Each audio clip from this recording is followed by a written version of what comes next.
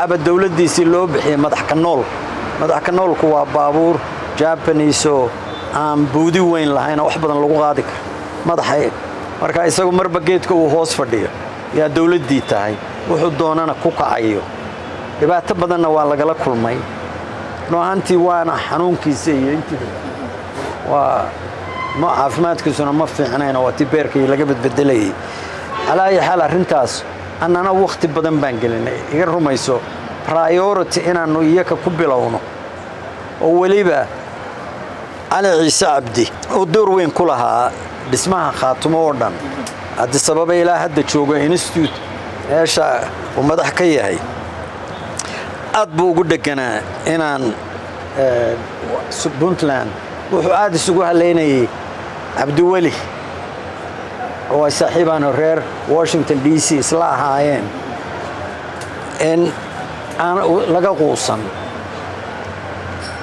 taasuu aad ugu dhaganaa waqti badan baan gelinay laakiin faroole iyo isaga iyo ka hadda jooga midkoodna waxaan ahayn aan kugu shirtago waa xamar markaan tago aan noqdo ana intan oo dhan iga tirsan yihiin wixii aan xamar ka rabo marka waa inaan ka helaa ama prime minister ama madaxweyne waa salaan dadka meesha jooga dadun loo isticmaalayo wax meesha yaala Puntland la sheegaysa meesha ku murmaysa wax on the ground maamul jiro oo Puntland leedahay ma arkaysid ciidamo ay leeyihiin ma ay jiraan haddana meesha waxa quray ku haystaan waa un xildhibaanada marka la dooranayo iyaga magacawda xildhibaanadii dadka loogu tala galay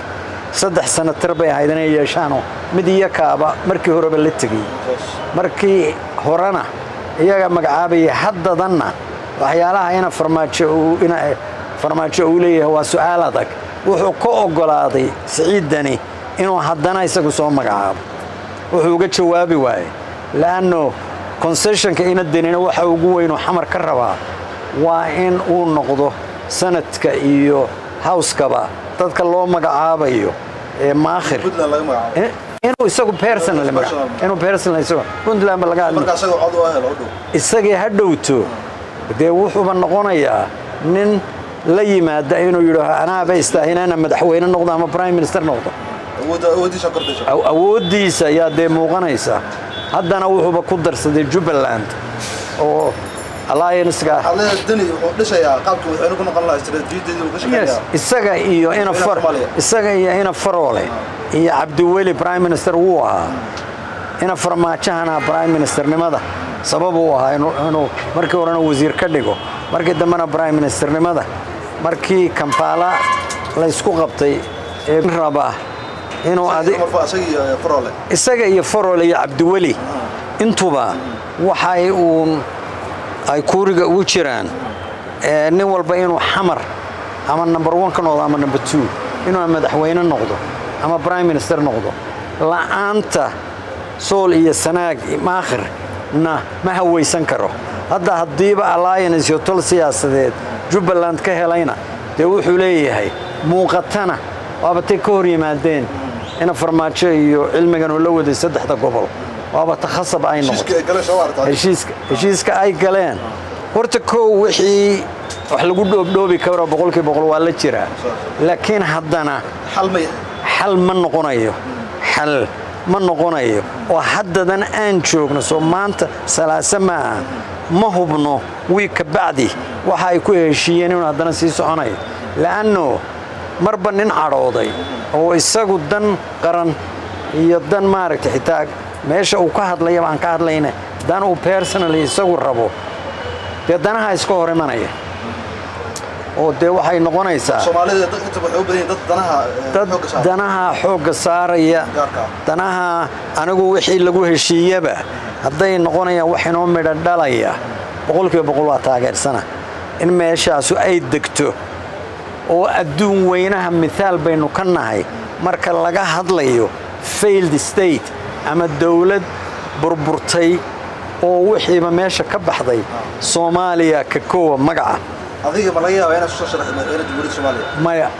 anigu waxaan siyaasadeed oo dambe igu hadhay daabaanahay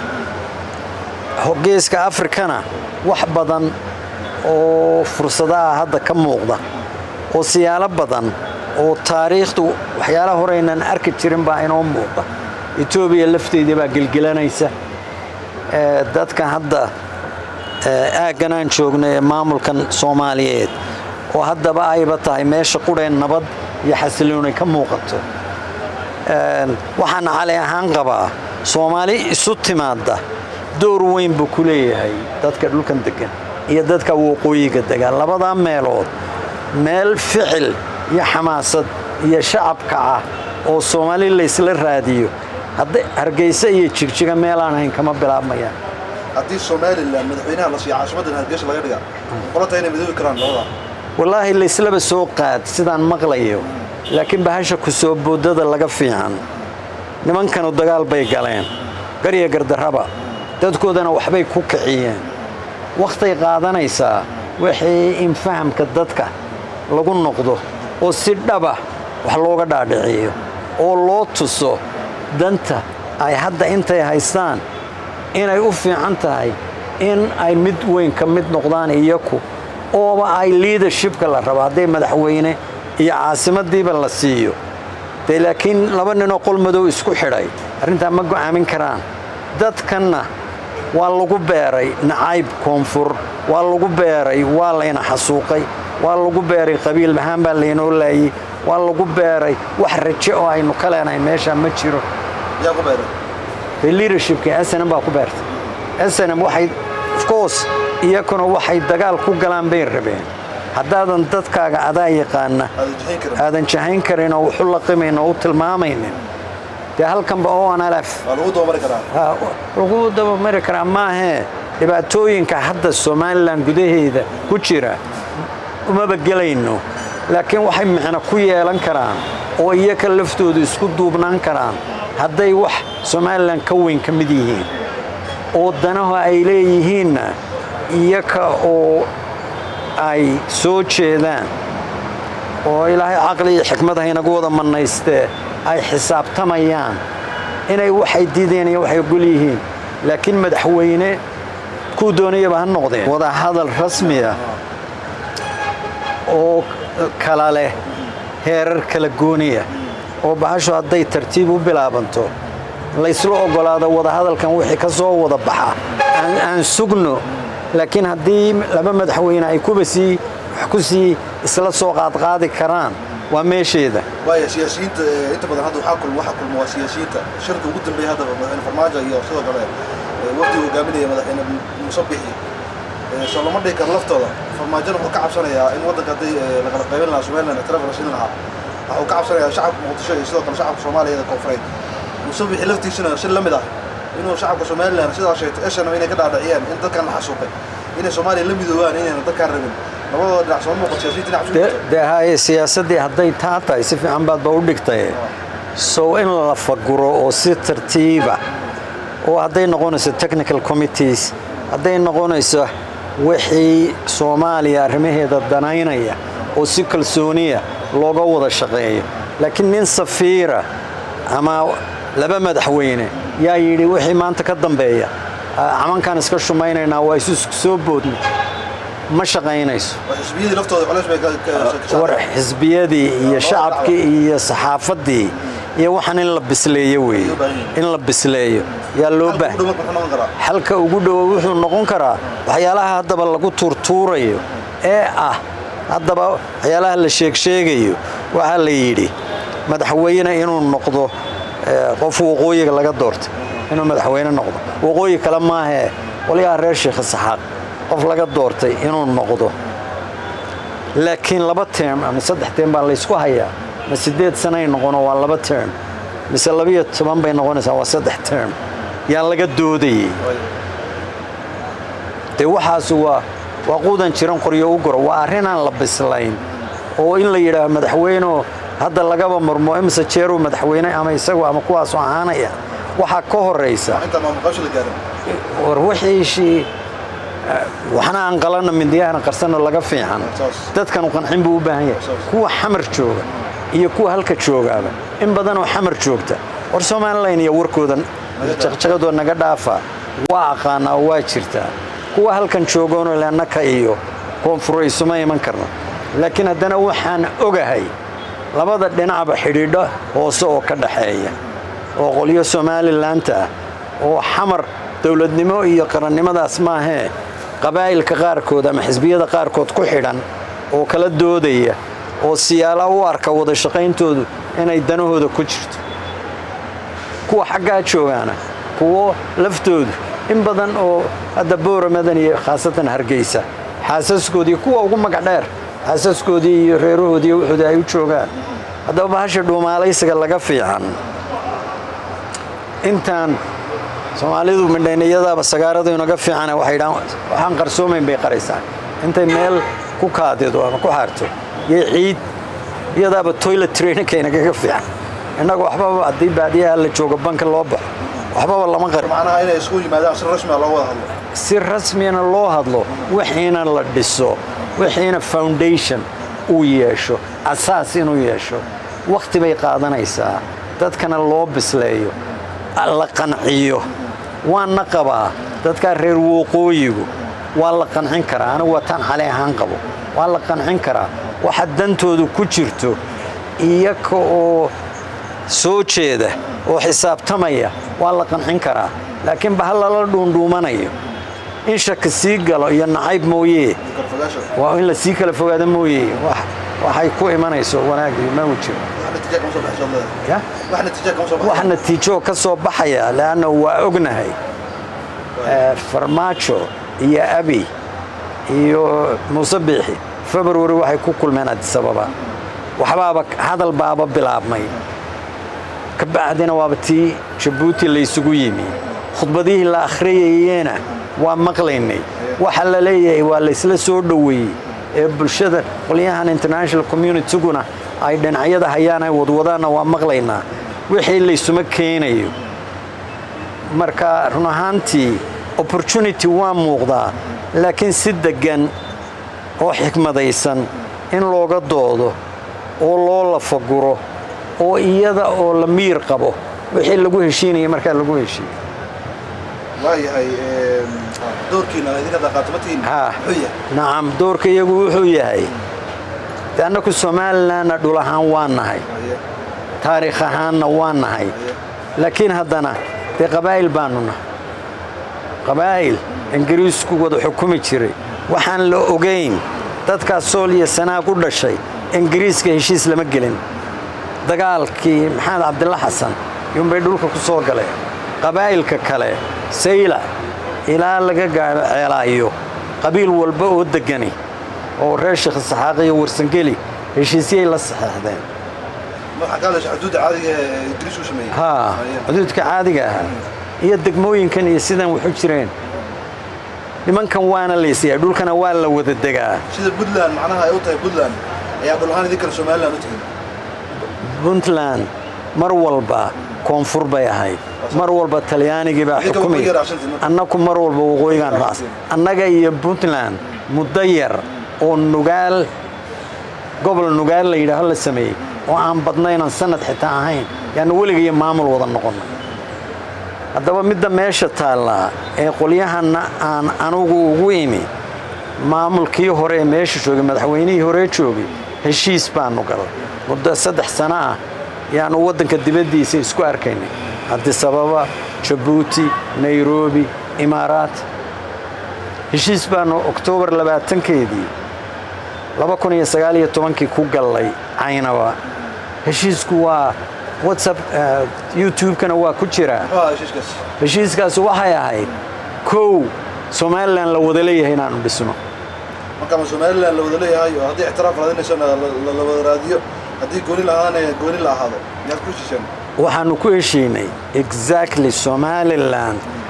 ama wax la wada leeyahay oo cidina marti ayaan ahayn cidina magan ahayn waa in la wada dhisaa heshiiskuna taasaan noogu taala heshiiska waxa noogu yahay waxba waxa qure ka dhaqan galay waa laba arrimood kow colaad baa jirto waa isdilaynay oo ciidamadooda iyo annaka ciidanka iyaga khaatumo oo de shacabku leeyahay reer khaatumo leeyahay yaa la dagaalamay waxaan isku haynay dhulka iyaga annaka ciidamadiina naga baxeen dhulka iyagana inaan xoreysanaanu rabnaa heshiiska inta laga dhaqan gelinayo aan kala joogna adoo jeedaa maya heshiiska waxaaba looga dooday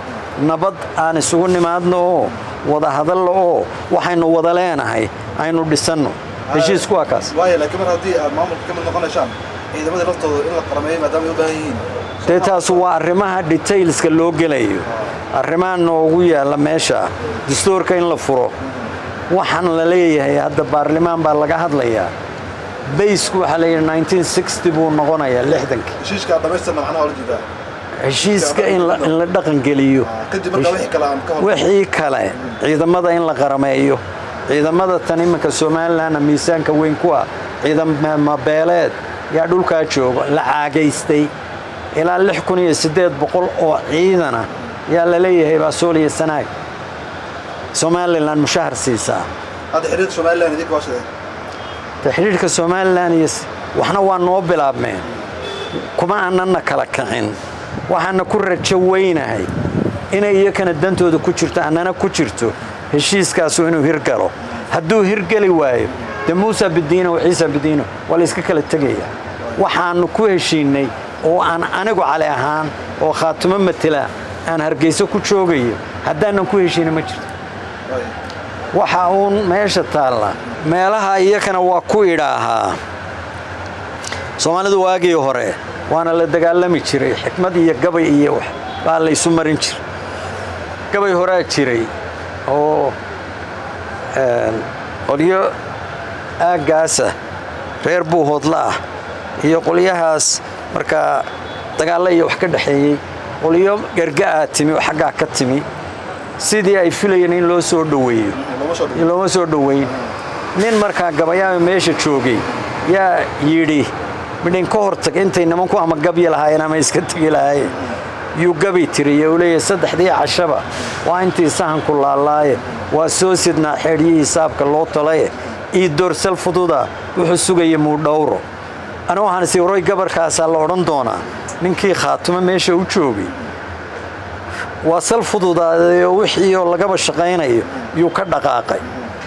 hadda 3 sanaan joogaa meesha hadda cidina ay oran mayso waa sal fududaad haddii dawladda Soomaaliya ay maamul goboleed u aqoonsato sool sanaagi cayn halka ugu dhow maya weligeed xamar kama suurtoobayso dawladda Soomaaliyeed oo arinta ku dhiiranaysa sababtana waa ku sheegaya xamar baarlamaan baa jira Puntland xildhibaanadan meesha joogay waxaan ay urursatay baarlamaankay ku jiraan kaabinetkii bay ku jiraan sanadkii bay ku jiraan qoliyahan reer Sheekh Saxaaq ama dir waqooyi iyana xildhibaanay leeyihiin iyaga kaligood baaba dhowr kontomeeye leh labada qolo midna ka suurtoobi maysa inay ka ogolaadaan maamul xamar jooga in maamul loo dhiso Soomaaliya sanaaga shacabka xamar joogaana dad u dagaalamaya oo iyo miidiyada meesha midnimo Soomaaliyeed iyo dadkan kan iyo kaasi waxa istaayla marna ka suurtoobi maysa waxa hortaagan in maamul goboleed gooni loo aqoonsado waxa hortaagay Somaliland iyo Puntland marka Puntland hadda waxay ka soo tashaday ogna Soomaaliya sidaas ay tahay xatir maadaama ay rabaan inay kontrolaan kuraasta yes marka idin laftiin inaa guddi madax banaan oo arintiin xaqii ka maqnaa inay u raadiyaan dawladda federaalka iyo caalamka warastan hadda ilaa markii maamulka la sameeyay waa 8 sano moot 2012 January waa 8 sano waxba iska maanan hakranayn laakiin waxa meesha yaala cid arinta ku taageerta dadkan ama qabiil ha ahaadeen ama dad leh xuquuqda wartay dadkan inta idinku baleedihiin reer Sheekh Saxaaq Soomaaliyeed waxaanu xamar uga goosanayna danahayagii baan ku dhaxarka weyn anagana maxaa naga horjoogeynaa danahayagii baan idinka dhaxarka weyn yaa kugu taageeray marka kaliya meesha dantiina ka dhaxarkaysan ayaa diyaarootiin marba kamid ahatan annaku waxaan labada kama maqnin annaku waxaan qabaa first step talaabada hore inay noqon lahayd annaga iyo Soomaaliland waxaan wada leenahay marka annaku miir qabna waxaan u qabaa in Soomaaliland la wada leeyahay ay noqon karto meel laga raadiyo Soomaali dib loo raadiyo haddii Soomaaliland ay ka mid noqon lahayd Soomaaliya si rasmi ah maamulka ka dib hadda u ogolaan lahayn in Soomaaliya ay ka mid noqdaan Soomaaliya sanaagi cayn heli lahayn cadaalad ku tahay Soomaaliya Somaliland iyadoo iskaba socota iyagaan bahad waataynu hore uga hadalay iyagaan barrabin in Somaliland ay ku biiraan annaga ay Soomaaliya ka soo qaadeen ka mid yihiin waxaan ka hadlaynaa caqabadaha hortaagan soo lisanaag hadda Puntland Somaliland hortaagan haddii maadaama dhulka hadda Somaliland ay maamusho haddii Somaliland ay ogolaan lahayd nidaam isla ogolyahay in Soomaaliya ay ka mid noqdaan ama la midoobo ma isleedahay culeyska hadda soo lisanaag ay saar ma ka diilaha tamay marka annaku waa arintu inta waaba ka sahlanaanaysa haddii Soomaaliya marka laga wada mid noqdo de Soomaaliya weyntaasaan wax la qabnaa marka muranba meesha ma yaalo laakiin ujeedada Soomaal goboleed ma hayeen maamul gooni noqotaan annaku waxaanu maamul gooniye ku noqonaynaa marka ay labadan maamulna hortaagan yihiin xamarna ay waxba noo hayn markaasaan rabnaa maamul gooniye natacaamil maca shaytaan marka وحلالة وحي أنا ندنا هيجا عن كوجارين. أنا إلا حتى هذا دكتور الشيطان قال تعب مش أنا وجده. صح وحنا ولشينا اللي نقولوا البدني هذي كيف فكرة يساعي. ماشي الله على ماشي تدك يجوا كوبة بعديان هذا سومالي يوم عم بفعنين أما سومالي عم بفعنين واحد بدني أول يا ولي بالجسي الليتا وحنا هذا يصير سعدانا وكسي الدريان هذا وحلقة قبلنا midda qure ayuu noqon doontaa oo aan haraynin dadka mar walba waxa u furanay waa inay dagaalka xigaan hadii laga gudbo maamul goboleed oo loo gudbo nidaam xisbi doorasho codiyay qof la gaaro Soomaaliya sharci aan dan muta yaa gaarsiinaya deeta hadii sharaxan dawladda Soomaaliya ay gaarto qof cod in la doorto oo maamul goboleed meesha ka baxaan oo awoodii maamul goboleedka meesha ka baxdo qof walba codkii fawd soo baxaya taas waaba inta la rabay laakiin inta nool ahay taasaan markaynu waaqac dhabta ka hadlo markaan hadda ka hadalno ahzaab saa u dhisan ma jirto waxayna qabiilun baa lagu meereysanayaa waa qabaa'il markaynu doonana qabiilka waxaynu aragnaa wax jaahilnimo iyo maaragtay sidii ibn aadanku u soo bilaabmay muxuu ahaa meelihii ugu horeeyay meelahay la soo maray قالوا أما تاريخ مركز لقى هذا يوحى لابن آدم وحكوا بلعبي أما هنا حولها وجوار صدان أما هنا وايلد فروتس برتا إلى هي وحكب حاي حنان مركز سي هدنا آديننا وحبرتان مركز سي هدنا ورشدي وحساسي وسعدان إنك الصومالي هدنا هاي تاهران وليتشوفنا وقبائله وهدنا قبيل كي مرنا ولا يحيى haddana waxa qure oo ku socda oo aan meel ku joogsanayn oo aan horumar badan lahayn waa taa qabiilka arinta oo marka anaga iyo Somaliland haddii aanan heshiin aniga dad baa mas'uuliyadii dhiibtay madaxweyne aan u ahay waxa waajibkaygu yahay iyaka intaan ku noqdo inaan idhaaho wixii aan ku maqnaa suurtoobi waayay laakiin haddana waxaan rabaa laabta cid ii garaacaysa ma jirto xamarna waxba kuma maqnaa Puntlandna kuma maqnaa in waaqi markaa uu noqdo inta midna kama haynee maxaa inoo dana in dib loogu noqdo shirweyne la isugu tago isaga laftiis dadkan intooda badani tusbax bay wataan abtirsiina laakiin waxa la wax loogu hayo oo Puntland iyo xamar ugu haysaa ma jirto halkanna iyaga qudhadoodu dadka xooggiisu dadku ilaa ceergaabo ilaa danood iyo wardheer iyo daadsan yahay halkan qudhadeedana wadaadkii muxuu yidhi tayada cuslaysay maxaan tarin inay cawdo idinka laftiinni yaa deer raba wixiina inaad dhistaan laakiin anigu waxaan qabaa wixii halkan aad ka dhistaan iyo wixii Ethiopia ay ku dambaysa inay noqonaysa inay aad u taabanayso waxay Soomaaliya ku dambayn doonto waxa la magacaabay wasaare cusub wasaare cusub muxuu soo kordhin karaa Soomaaliya maxaad ka taqaanaa wallahi inaan personally aqaan ma aha waxa quru soo kordhinaya qoliyahan farmaajo ku kacsanaa ee magac qabiil ugu kacsanaa horta waa ka kala degayaan oo nin reer galmuduga yaa la magacaabay awal tolis ururiyay oo guud baa jiray kii inta la filayayba kulli waa lagu kala hadhay waaba laga yaabaa markaa intii muddo inuu fursad u helo in uu wax ku dhiso doorashadana kulley doorashadii nimankii ugu qaylad badnaa lahayd doorashada saacad dib looma dhigayo yaa hadda waxay leeyihiin dee technically waxba ma suurtoobayaan November baanu qabanqaabadeedii galaynaa oo doorashadii February baa la qabanayaa dee kuma suurto even hadday noqoto one person one vote qorshayaasha farmaajo hirgal karaan qorshihii farmaajo ee qofku fardi qof walba inuu cod leeyahayna meesha ka baxday doorashadii wixii ay iyaku ku dagaalamayeen dib ha loo dhigay isagaaba ogolaaday haddana iyakii baa leh technically ma suurtoobayso marka waa la isla jala butaynayaa meel ay salka dhugi doonto ma naqaano laakiin ilaahay waxaan ka rajaynaynaa bal waxa ay ku sii heshiiyaan oo wax ku sii wadaan oo doorasho kulley waxaan anigu qabaa ugu yaraan sanad dambay qaadanaysaa ninkan prime ministerka ana isaga qudhadiisaaba waqti u baahan uu isku tuso nin wax qaban kara qoflanta muddada hadda tamay hadda waaba doorasho loo dareerayaaba hadda November yaaba axsaabti inkastoo la yidhi xisbiyadii waa laga tagay oo haddana indirect waxay noqonaysaa intii hore 4.5 la aado hadana 4.5 laftiisi yaan heshiis lagu ahayn oo sidee yaa qabanaya wali waa la isku haystaa waaba la sheegay meeshii la lahaa sanadka hadda waxaaba magacaabaya nimanka gobolada maamula ayaa jooga madaxweynayaashaasa sanadka wuxuu maamulay marka aad la kulanto siyaasiyiinta Soomaaliland ama siyaasiyiinta kale ee Soomaaliya ma kugu yaraan magaca madaxweynaha qaatumo ha dad diidaya oo odhanaya Somaliland madaxweyne quray leedahayna waa jira laakiin madaxweyne Somaliland kama hadlayno anagu organization baana organization ku gudoomiyay madaxweyne waa yeelanaya laakiin waxaan waxba garan yay dhibaysaa madaxweyne aniga qudhataydu nimanaad rabto inaad garcada uga gashaan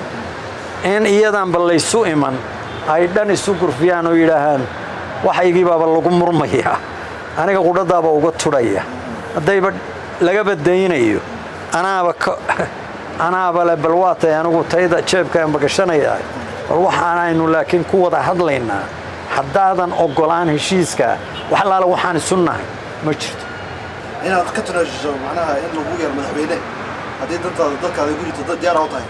te madaxweyne lagu yara macnaha igu fadhidaa ma jirto dad baan ka wakiilahay in kasta oo halkan aan joogo iyo meesha aan ka imi boqolo walba ay leeyihiin warninku waaba nin wuxuu ahaa loo han weynaaye maxaa u geeyay Hargeysa maxaa geeyay adeer danta Hargeysa waxa igu maqaalaa waxa jiray sheeko nin geeliisii lumay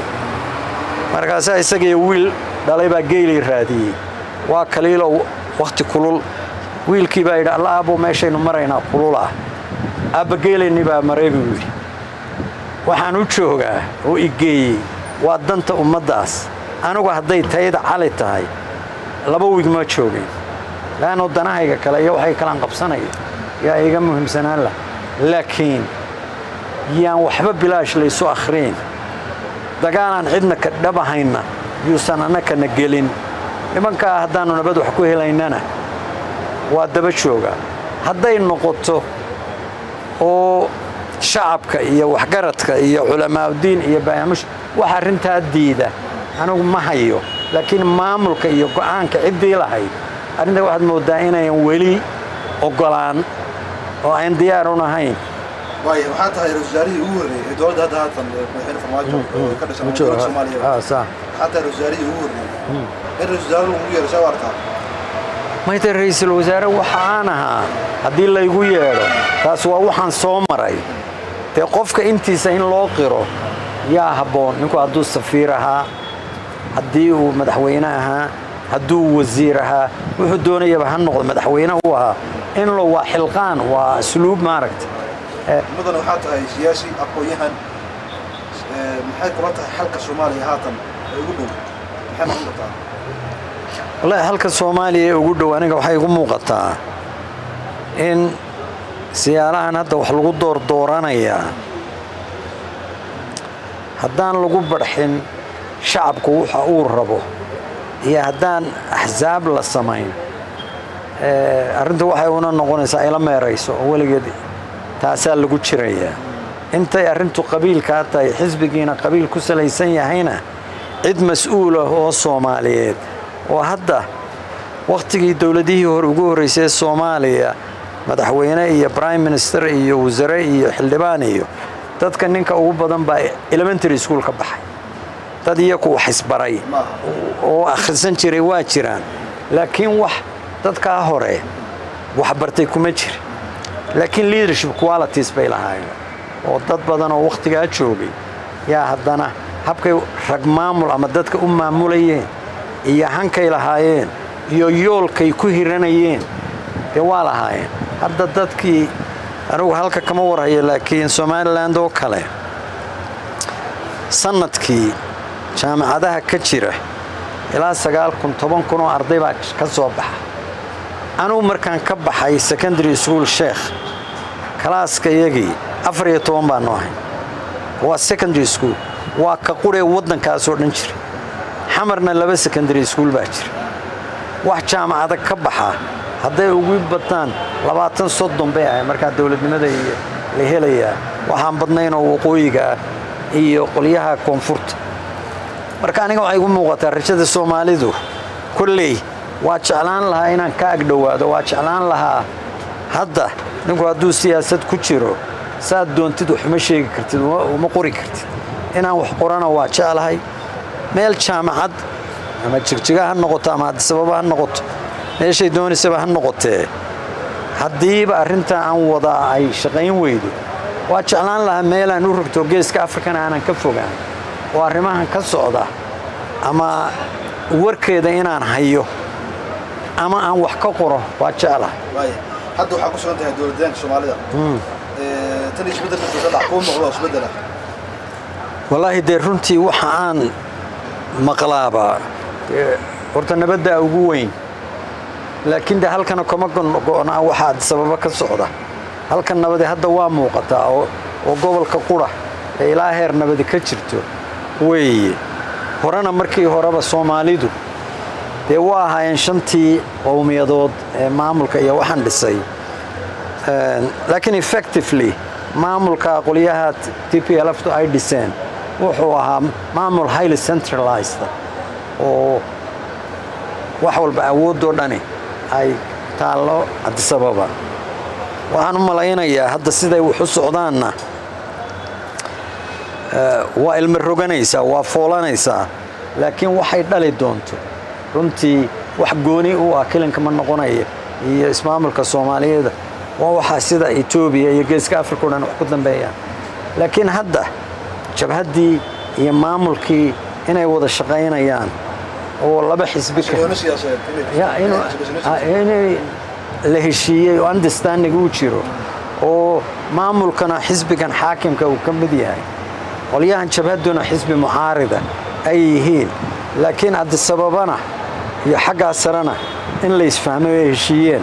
halkana de maamulka ay heshiiyeen oo ay hadda wax carqaladihii ay muuqan taas runtii waa ka isbeddelka ugu weyn ee muuqda iyo nabadan de dhulka taala oo hadda haddii jabhaduna meel si ay wax u aragto maamulkana si kale u arko waxay u noqon lahayd de jugjug meeshaada joog way xilliga wasaaraha Soomaaliya aad sida amna waxa yaraa mas'uuliyiinta federaalka ee ku jira Soomaalida hadda waxa ku jira federaalka mas'uuliyiin hadda waxa jira mas'uuliyiin Soomaaliya oo heer federaal ku jira way ka mid tahay wasiirada federaalka sida mas'uuliyiin kale may waa runtii dadka dhex muuqda waa jiraan oo especially Ahmed Shide de waa nin Soomaaliya nin maamulka ka dhex muuqday oo Soomaaliya oo marka ilaa hadda mar walba ama wasiir hore maraan anu kala kulmay Addis Ababa wasiirka gaadiid iyo majxubu waaga madaynaha warfaafinta email buu ahaa kabacdi wasiir ku xigeen maaliyadda haddana waa wasiir ku xigeenka maaliyadda wasiirka maaliyadda marka waa positionska ugu culus ee habka federaalki waana ku faraxsanahay nin Soomaali inuu awoodahay aad iyo aad baan noogu faraxsanahay filsan oo kale oo gabadh dhalinyaro ah oo wax baratay oo active ah oo ku dhaclay oo isa soo saartay inay ka mid tahay aad baan ugu faraxsanahay aad bay u dhirigelinaysaa in badan oo Soomaaliyeed qof Soomaali oo dhowr iyo 30 jir ama 40 gaari dhalinyaro ma aha cimrigeena intii ku gaarnaa average afartameeya على بوس وين وهوينكي عروتي دنيرادي meel ay misaal u noqon karto dadka madoobay hadda gabadhaas la yiraahdo Kamala Harris vice president-ka dad badan oo aqalliyaadka dadka laga tiro badan yahay ama madoobaadeen ama muslimaan ama immigrants aadeen yaa runtii u arkaya inay ina rajaleeyeen inay ina meel sare ay gaari la marka filsan oo kale gabdho badan khaasatan gabdho Soomaaliyeed oo wax bartay yaa sida iyadu ay ku soo baxday anigu soo baxay waday u furtay misaal fiican bay u noqonaysaa waana ku hambalyeynaya waana ku faraxsanahay waxaan rajaynayaa dadka oo mustaqbalka geeska Afrika dowrka ku yeelanaya sidii wax loo qaban lahaa ee nabad waarta loo gaari lahaa ee integration iyo isu imaado geeska Afrika oo dhan ka qayb gala historica taariikhiga ina ka mid noqotana waa ugu hambalyeynaya waana ugu rajaynaya waxaan ku siin doonaa hadalkaada ugu dambeeyay adiga oo soo gabagabeyn doona hadalkaada ugu dambeeyay waxaan ku soo gabagabeynayaa aad baan ugu faraxsanahay inaan magaaladan Jigjiga imi aad bay dhiiri gelinaysaa waxyaalaha hadda ismaamulkana sidoo u shaqeynayo ee aad sababana wala shaqeynayo waxaan rajaynayaa in badan baa iyaka Soomaali lahayd Soomaali galbeed oo wax badan oo sacrifice loo sameeyay iyakuna doorkooda inay cayaaraan oo kow iyakuna heshiiyaan oo leadershipkii loo baahnaa iyo yoolkii ummadda Soomaalidu lahaan jirtay inay noqdaan dabku meeshu ka baxayo ifku ka muuqdana inay noqdaan kana warhayaan oo kulli waxa xamar yaala waana ina wada khusaysa inaan la niyad shabin laakiin in badan oo tafaxaydata ma aha inaan anigu meesha ka dhex muuqdo laakiin wanaaga iyo ka qaybgalka dhismaha iyo haddii loo dareerayo axsaab mabda iyo qadiyad ku sugan magaaladan SYSH markii la asaasay 1943 baa SYSH la sameeyay magaaladan meelihii ugu horeeyay ee ugu xoog badnaa SYL bay ahayd waxa uu dhibaatada keenay markii Ingiriisku 1948 wax kala wareejiyay dhibaatadii gaadhay dadkii lagu laayay iyo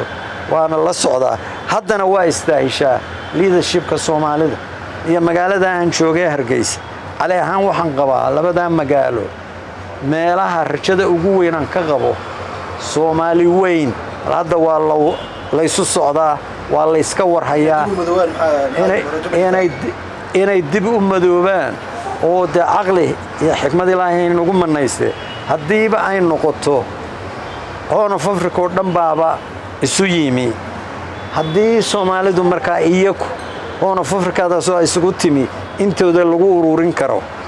waa rajo fiican ayagoo dawlado kala duwan iyako haday doonayso hal dawlada haday noqonayso meeshan aynu joognaa wanaaga Horn of Africa door weyn bay ku leedahay laano dadkan hadayaan raalli ahayn hadayaan kalsooni jirin hadayaan u arkin dantoodu inay sabab ku xidhan tahay Soomaali kale oo Ethiopia u arkaysa danay leeyihiin inay taalaana ma jirto